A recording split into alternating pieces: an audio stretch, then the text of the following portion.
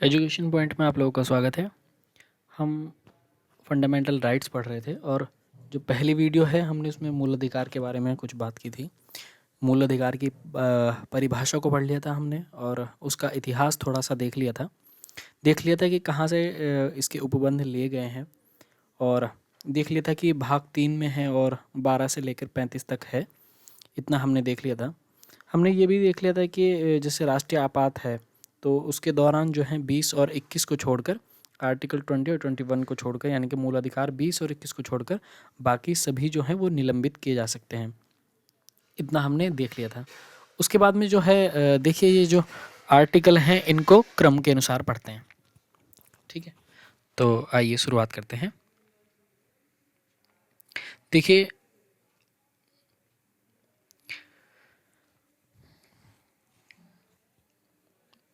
मैंने बताया था आपको कि मूल अधिकारों की संख्या जो मूल संविधान में है वो कितनी थी?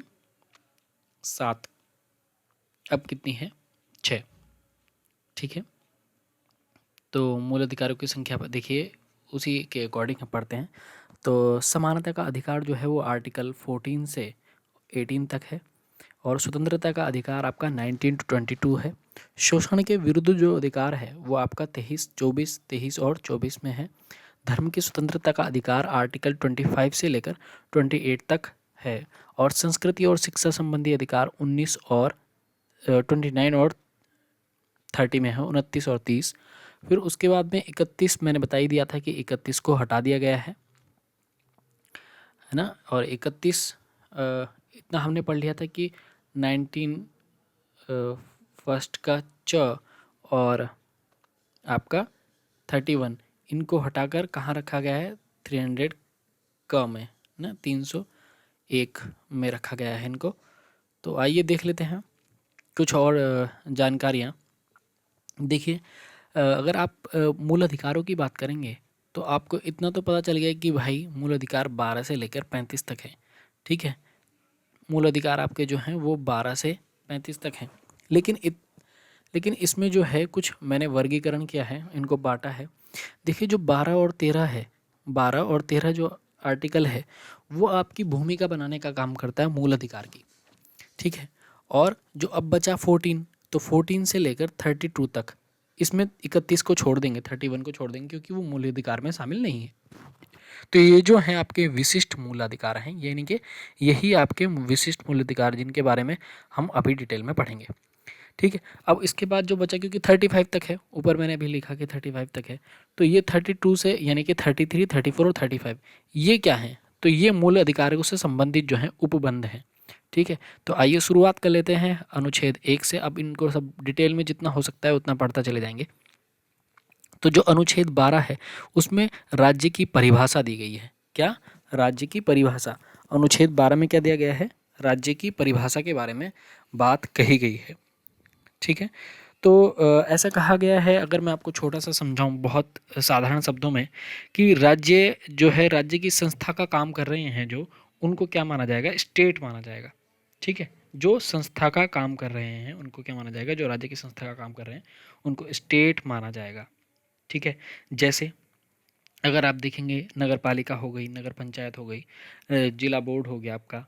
ठीक है, और आप देखेंगे कि विधानमंडल हो गया, राज्य विधानमंडल हो गया। राज्य के विधायी अंगों में जो है वो, जैसे राज्य के विधानमंडल हो गया, है ना, सरकार हो गई, ये सब जो है स्टेट में कहे जाएंगे। ठीक है, अनुच्छेद 13 में अगर आप देखेंगे तो अनुच्छेद 13 क्या है?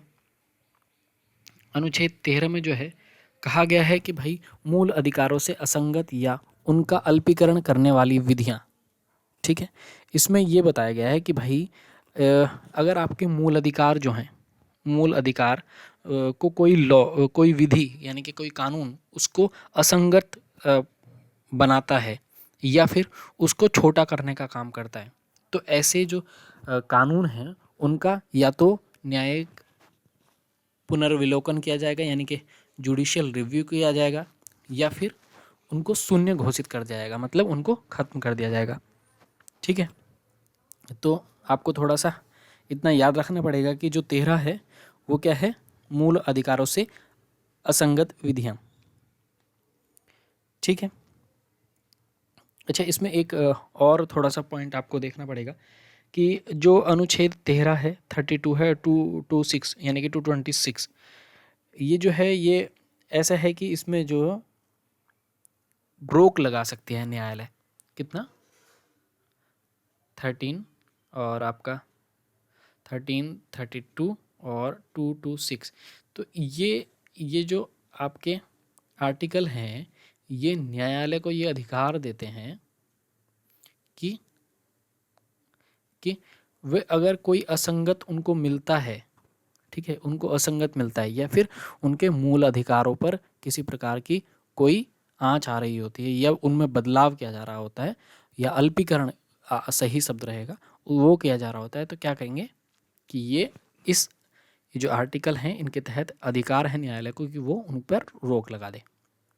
ठीक है, जुडिशियल रिव्यू की बात कर लेते हैं कि वही जुडिशियल रिव्यू किस में है। तो जुडिशियल रिव्यू आपको याद रखना पड़ेगा कि अनुच्छेद 13 में है। ठीक है, आर्टिकल 13 में क्या है आपका जुडिशियल रिव्यू। तो जुडिशियल रिव्यू में क्या होता है कि भाई आपके जो आप देखेंगे 3 अंग हैं शासन के, तो तीनों अंगों में जैसे विधायिका हो गई, कार्यपालिका हो गई और न्यायपालिका, तो इनमें कोई एक मतलब आपस में मतभेद ना हो किसी बात को लेकर, इसलिए सबको अलग अलग जो है रखा गया है। ठीक है, तो यदि आपके मूल अधिकारों पर कोई बात होगी तो उसके लिए आपका जुडिशियल रिव्यू किया जा सकता है। ठीक है, तो अनुच्छेद 14 से लेकर आपका जो 18 है वो आपका क्या है, समानता का अधिकार। ठीक है, क्या है, अनुच्छेद 14 से 18 तक कितना है, समानता का अधिकार। तो समानता के अधिकार में यानी कि राइट टू इक्वलिटी है आपका। तो इसमें क्या है, अनुच्छेद 14 में पढ़ लेते हैं कि भाई विधि के समक्ष समता या विधियों का समान संरक्षण। ठीक है, विधि के समक्ष जो है आप क्या है, समान है। विधि के समक्ष समता का मतलब हो गया कि एक समान है आप, किसी भी व्यक्ति को विशेषाधिकार नहीं है। और विधियों का जो समान संरक्षण है, इसका मतलब क्या हो गया, इसका मतलब हो गया कि जो विधि के माध्यम से दिए जाने वाले अधिकार हैं वो हर परिस्थिति में समान होने चाहिए। ठीक है, हर परिस्थिति में समान मिलेंगे।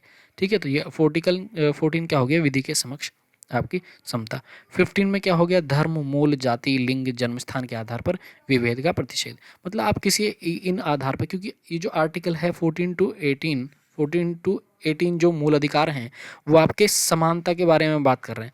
तो समानता क्या, धर्म, ये 15 जो है वो भी आप याद रख सकते हैं कि धर्म, मूल, जाति, लिंग, जन्मस्थान के आधार पर विभेद, यानी कि आप इन आधार पर भेद नहीं कर सकते, भेदभाव नहीं कर सकते किसी भी कार्य के लिए। तो अब 16 देख लीजिए, लोक नियोजन के विशेष में अवसर की समता। ठीक है, तो यहाँ लोक नियोजन है यानी कि एम्प्लॉयमेंट के बारे में बात हो रही है कि भाई लोक नियोजन जो है वो समान आधार पर होना चाहिए। 617 में क्या है, अस्पृश्यता अंत यानी कि छुआछूत है ना। तो छुआछूत का, ठीक है, छुआछूत का अंत है यहाँ, और उपाधियों का अंत किया गया है आर्टिकल 18 के द्वारा। तो ये काफ़ी बार पेपर में आता रहता है, तो याद रखिएगा। हालांकि अच्छा, उपाधियों के अंत के बारे में मैं आपको बता दूं कि जैसे सेना हो गई, ठीक है, या फिर आप एजुकेशन ले रहे हैं, तो इसमें आपका जो है उपाधियों का अंत नहीं होगा। ठीक है, ये उपाधियाँ ही मिलती हैं। अच्छा, एक बात मैं आपको और बता देता हूँ कि जैसे पद्म भूषण और पद्म विभूषण हैं या फिर पद्मश्री हैं, तो इनको उपाधि नहीं माना गया है। ठीक है, तो याद रखिएगा कि जैसे पद्म भूषण और पद्म विभूषण है ये उपाधि नहीं है। 1954 में आया था न्यायालय का एक फैसला, तो उसके अकॉर्डिंग इनको क्या माना गया है, एक पुरस्कार माना गया है। तो आप थोड़ा सा इसको याद रख लेगा। ठीक है,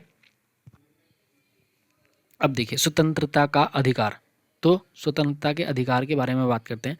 तो यह है आर्टिकल 19 से लेकर 22 तक, और अब हम आर्टिकल 19 को पढ़ेंगे। ठीक है, स्वतंत्रता का अधिकार है और स्वतंत्रता के अधिकार में हम 19 को पढ़ेंगे, क्योंकि 19 में जो है आप देखेंगे कि यहाँ 6 हैं। ठीक है, कितने, 6, और एक और था कितना, 19(1) का च। और मैंने आपको बता दिया कि ये क्या था, संपत्ति का अधिकार था, संपत्ति का अर्जन, और इसको हटाकर किस में डाला गया, 300 का में डाल दिया गया था, मैंने बताया था ये। ठीक है, तो इसमें देख लीजिए 19(1) में क्या है, भाषण, और ये भाषण है, भाषण और अभिव्यक्ति की स्वतंत्रता। तो 19(1) का तो पहले के क्या में ये है, दूसरे के फर्स्ट का ही ख में क्या है, शांतिपूर्ण व हथियार रहित सम्मेलन। ठीक है, इसमें क्या कर सकते हैं आप, सम्मेलन कर सकते हैं लेकिन शांतिपूर्ण ढंग से और हथियार के बिना। संगम या सहकारी समिति बनाने का अधिकार है। भारत के राज्य क्षेत्र में अबाध संचरण करने का, ये बहुत इंपॉर्टेंट है और कई बार पेपरों में पूछा जाता है। ठीक है, और 19(1) का ये वाला है जो आपका 5th है। तो इसमें भारत के किसी भाग में विचरण करने, भाग में निवास करने का, बसने का अधिकार है। तो ये भी काफ़ी इम्पोर्टेंट है, आपको ये भी याद रखना पड़ेगा। 6 ये जो है इसको आप याद रखना पड़ेगा, ये 7th है था, मतलब अब 6th है। तो कोई वृत्ति, उपजीविका, व्यवसाय या व्यापार करने का अधिकार। ठीक है, तो ये काफ़ी इंपॉर्टेंट है, ये भी पूछा जाता है कई बार पेपरों में। तो याद रखिएगा कि 19th के जो हैं, ये 19 के जितने भी हैं अभिव्यक्ति और ये स्वतंत्रताएं, जो 6 प्रकार की स्वतंत्रताएं मिल रही हैं आर्टिकल 19 के तहत, वो आपको याद रखनी पड़ेंगी और इनको जरूर डिटेल में याद रखिएगा, तभी ये काफ़ी पेपरों में आती रहती हैं। ठीक है, तो अनुच्छेद 20 क्या कह रहा है कि आपका अपराधों के लिए दोष सिद्धि के संबंध में संरक्षण, अपराधों के लिए दोष सिद्धि के संबंध में संरक्षण है। 21 क्या कह रहा है, प्राण एवं दैहिक स्वतंत्रता का संरक्षण। और जो आपका 22 है वो 22 जो आपका है वो क्या कहता है कि कुछ दशाओं में गिरफ्तारी और निरोध से संरक्षण। ठीक है, 22 आपका ये कहता है। अच्छा, 21 का है वो देखिए, शिक्षा का अधिकार। तो शिक्षा का अधिकार, जो 6 से 14 वर्ष के बच्चे हैं उनको निःशुल्क शिक्षा का अधिकार जो है देना है। कितना, 6 से 14 वर्ष को जो है अनिवार्य शिक्षा है और निःशुल्क शिक्षा दी जाएगी उसको।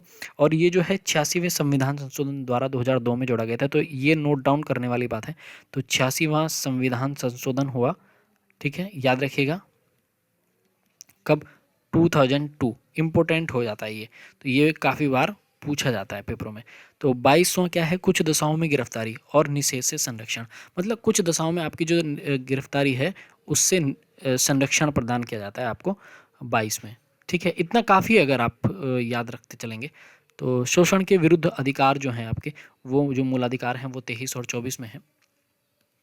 इसमें क्या है कि भाई 23 और 24 में जो है आपके शोषण के विरुद्ध अधिकार के बारे में बात की गई है।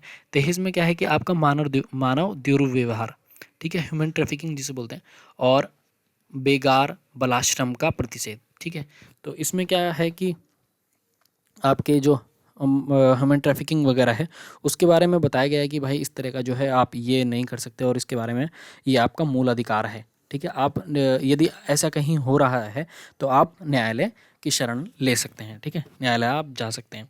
फिर उसके बाद में आप अगर देखेंगे कि मानव दुर्व्यवहार के बारे में एक बात मैं आपको यहाँ बताने चाहता हूँ कि एक आर्टिकल है 35। ठीक है, तो यहाँ जो है, यहाँ इसमें ऐसे कहा गया है कि भाई मानव दुर्व्यवहार और बंधुआ मजदूरी के लिए जो है इसमें कानून बनाए गए थे। आर्टिकल 35 के लिए है ये, जब 35 पढ़ेंगे हम तब देखेंगे, लेकिन ये वहाँ मानव दुर्व्यवहार और बंधुआ मजदूरी के बारे में 35 में दे रखा है। तो वहाँ कुछ कानून बनाए गए थे, जैसे मैं आपको नाम बता देता हूँ, आपके लिए इतना ज़रूरी नहीं लेकिन फिर भी। अनैतिक दुर्व्यापार और अधिनियम, ये है आपका 1956 में। और एक था बंधुआ मजदूरी प्रणाली उन्मूलन, ये अधिनियम था, ये भी 1976। ठीक है, तो सिर्फ आपको याद रखना है कि मानव दुर्व्यापार, ह्यूमन ट्रैफिकिंग आपका जो है वो किस में है, 23, और जो 24 में है वो कारखाने में जो बच्चे हैं, बच्चों के नियोजन पर प्रतिबंध है। अगर आप बच्चा है, मतलब 14 साल से कम का बच्चा है, ठीक है, याद रखिएगा 14 ईयर, ये एज थोड़ा सा मैटर कर जाती है। ठीक है, तो 14 वर्ष से कम की आयु के बच्चे जो हैं वो कारखानों में आप उनसे काम नहीं करा सकते। ये आर्टिकल 14 आपको जो है मूल अधिकार के रूप में पावर दे रहा है। ठीक है, धार्मिक स्वतंत्रता जो है वो आपकी है अनुच्छेद 25 से लेकर 28 तक। 25 में क्या है, देखिए 25 में है अंतःकरण की स्वतंत्रता, सभी व्यक्तियों को अंतःकरण की स्वतंत्रता और धर्म को अबाध रूप से, मतलब कोई भी धर्म को मान सकते हैं, आचरण कर सकते हैं उसका, और उसका प्रचार प्रसार कर सकते हैं, ये 25 आर्टिकल कह रहा है। 26 में क्या कह रहा है कि जो धार्मिक कार्य हैं उनको प्रबंध, यानी उनके धार्मिक कार्यों को अगर आप करना चाहते हैं, उनके प्रबंध की स्वतंत्रता जो है वो दी गई है 26 में। तो याद रखिएगा 25 से 28 तक क्या है, धार्मिक स्वतंत्रता के बारे में बात कही गई है। ठीक है, अब 27 में आपका क्या कहा गया है कि भाई विशिष्ट धर्म की अभिवृद्धि के करों के संदाय के बारे में स्वतंत्रता, मतलब कि अगर कोई धर्म बढ़ा रहा है, किसी धर्म की अभिवृद्धि करनी है, बढ़ाना है उसको, तो उसमें क्या है कि आपसे टैक्स जो है, आपका पैसा जो है वो वहाँ नहीं दिया जाएगा। ये स्वतंत्रता है मिलती है आपको कि वो पैसा वहाँ नहीं लगाया जाएगा। ठीक है, और ये आपकी इच्छा पर निर्भर करता है मतलब। और 28 में क्या है, कुछ शिक्षा संस्थाओं में धार्मिक शिक्षा या धार्मिक उपासना, कुछ शिक्षा संस्थाओं में धार्मिक शिक्षा या धार्मिक उपासना में उपस्थित होने के बारे में स्वतंत्रता। ठीक है, ये 28 हो गया। तो 25 से 28 आपका क्या हो गया, धार्मिक स्वतंत्रता के बारे में हो गया। ठीक है, अब ये जो 29 से 30 तक है आपका, 29 से 30 तक है, वो है संस्कृति और शिक्षा संबंधी। इसमें अल्पसंख्यकों की शिक्षा और पहले जो देखिए आप 29 जो है अल्पसंख्यक वर्गों के हितों का संरक्षण किया गया है इसमें। ठीक है, और 30 में क्या है, शिक्षा संस्थाओं की स्थापना करना उनके लिए, कि भाई जैसे उनका कल्चर है उसके अकॉर्डिंग उनके लिए शिक्षा संस्थाओं का जो है स्थापना करने का जो है इस मूल अधिकार में शामिल किया गया है 29 और 30 को। अब 31 तो मैंने आपको बता ही दिया था कि भाई 31 और 19(1) का च हटा दिया गया है। और 32 में जो है संवैधानिक उपचारों का अधिकार, तो भीमराव अंबेडकर ने इसे ही संविधान की आत्मा कही है, आपको पता ही होगा। तो संवैधानिक उपचारों का अधिकार मतलब ये हो गया कि भाई आपके मूल अधिकारों का यदि हनन हो रहा है तो आप क्या कर सकते हैं, सुप्रीम कोर्ट या हाई कोर्ट जा सकते हैं। तो यही जो है संवैधानिक उपचारों का अधिकार है कि आपके जो अधिकार मिले हुए हैं उनका उपचार होना जरूरी है। ठीक है, तो उपचार में क्या होता है आपको पता ही है कि भाई बीमारी अगर आपको हो गई तो उसका ट्रीटमेंट कराना जरूरी है, तो ट्रीटमेंट का मतलब ही उपचार है। तो आपके जो अधिकार हैं अगर वो किसी प्रकार का हनन हो रहा है, उनमें कुछ कमियां हो रही हैं, तो क्या कर सकते हैं आप, डॉक्टर के पास जाएंगे। डॉक्टर कौन है यहाँ, सुप्रीम कोर्ट या हाई कोर्ट। ठीक है, तो इतना क्लियर हो गया। अब 33, 34 और 35 जो है वो थोड़ा डिटेल में पढ़ना है क्योंकि रिट है, तो उसके बारे में जो है मैं अगली वीडियो में आप लोगों को बताऊंगा ताकि ये आपका अच्छे से कॉन्सेप्ट बन जाए। ठीक है, वीडियो देखने के लिए धन्यवाद।